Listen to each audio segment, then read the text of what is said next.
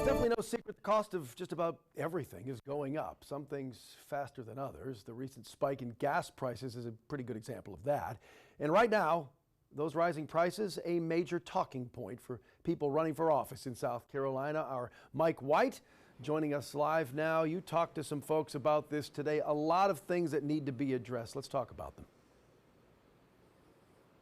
Yeah, Brian, you said it. Affordability is something that everybody here in South Carolina is talking about. Now, here in Richland County, they've been working on several initiatives, including community development block grants that have been worked on. But right now, a lot of people are looking at the current state of affairs and still saying that not enough is being done. Families are at risk of losing their homes. They're at risk of not being able to afford to keep their cars going. Families in South Carolina struggling to make ends meet, with the most recent spikes coming with gas prices and energy bills.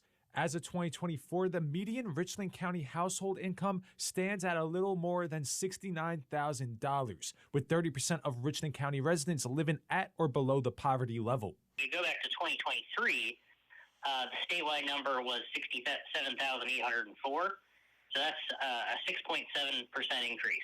Richland County offers affordable housing services like Columbia Housing Authority, but right now thousands find themselves on a wait list for homes.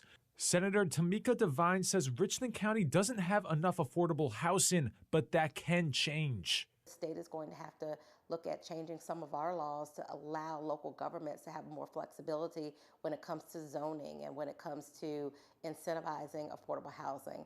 Because South Carolina doesn't have a state minimum wage, the state follows the federal $7.25 per hour rate. Sue Berkowitz says the current pay isn't enough to live on and criticizes previous proposals to raise that number. Whenever we've ever put anything forward, even if it's just a really modest increase, just so that the state, people in the state itself would have a little bit more money to live on, it goes absolutely nowhere. The reason is because the cost of her property taxes have gone up so much.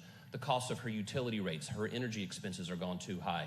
Affordability was a major talking point at the Republican gubernatorial debate on Wednesday, and Senator Devine says the conversation won't be going away. Unless you are in the community and talking to people who are dealing with this every single day, there's no way that you can actually see the depth of the problem.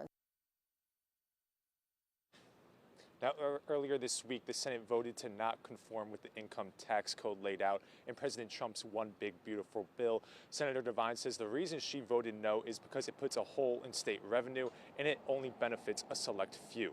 Reporting in Columbia, Mike White. Watch Fox News Local First.